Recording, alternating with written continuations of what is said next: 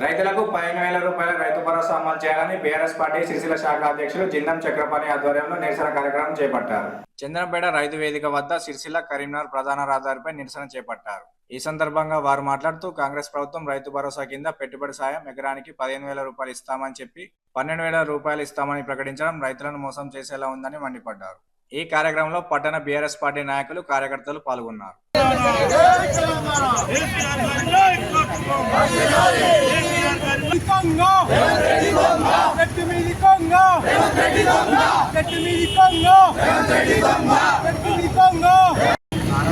పెద్దలు కేటీఆర్ గారు పిలుపు మేరకు రాష్ట్రంలోని 420 హామీలు 6 గ్యారెంటీలు ఇచ్చి మోసం చేసిన రేవంత్ రెడ్డి పైన తెలంగాణ రాష్ట్రంలోనే రైతులే ముఖ్యంగా మోసం చేసిన గొప్ప వ్యక్తి ఎవరంటే రేవంత్ రెడ్డి.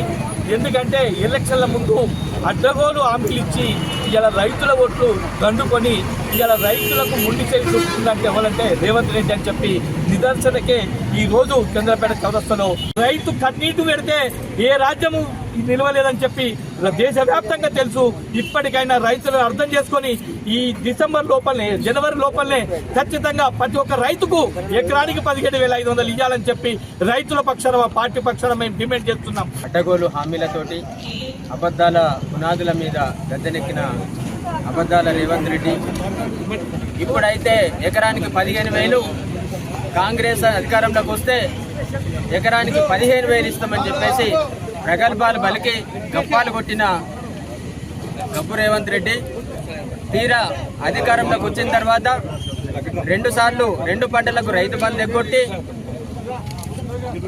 బీఆర్ఎస్ పోరాటం చేస్తే రైతుల పక్షాన నిలబడి పోరాటం చేస్తే ఒక పంటకు ఎకరానికి 5,000 ఇచ్చి ఇవాళ తెలంగాణలోని ప్రతి రైతుకు కూడా 17,500 రూపాయలు బాకీ పడ్డ ముఖ్యమంత్రి రేవంత్ రెడ్డి. ఒక్కొక్క ఎకరానికి 17,500 రూపాయలు బకాయి పడ్డ ముఖ్యమంత్రి, బకాయి పడ్డ సర్కార్, కాంగ్రెస్ సర్కార్, బకాయి పడ్డ ముఖ్యమంత్రి ఈ అబద్ధాల రేవంత్ రెడ్డి. ఎప్పుడో యనుమల రేవంత్ రెడ్డి, అబద్ధాల రేవంత్ రెడ్డి అని చెప్పేసి ఇలా సోషల్ మీడియా మొత్తం రాష్ట్ర రైతాంగం అందరూ కూడా, రాష్ట్ర ప్రజలందరూ కూడా యనుమల తీసేసి అబద్ధాలను పెట్టిండు.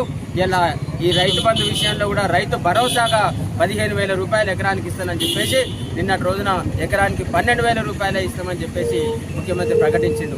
అనేక అబద్ధాలు చెప్పి అడ్డగోలు హామీలు ఇచ్చి ఇలా రాష్ట్ర రైతాంగాన్ని మోసగోలు మాట్లాడుతూ తక్కువ చేసి మాట్లాడుతూ సాంప్రదాయానికి విరుద్ధంగా మాట్లాడుతూ ఒక ముఖ్యమంత్రి స్థాయిని బలిసి ఒక వీధి రౌడీలాగా, ఒక వీధి మనిషిలాగా, ఒక తక్కువ మనిషిలాగా నువ్వు ఇలా మాట్లాడుతూ ఉన్నావు. నీ మాటలు, నీ చేష్టలు ఈ రాష్ట్ర రైతాంగం, రాష్ట్ర ప్రజలు గమనిస్తూ ఉన్నారు. తప్పకుండా ప్రజల చేతిలో నీకు శిక్ష తప్పదని హెచ్చరిస్తూ ఉన్నాం. ఖబర్దార్ ముఖ్యమంత్రి, ఖబర్దార్ అబద్ధాల రేవంత్ రెడ్డి.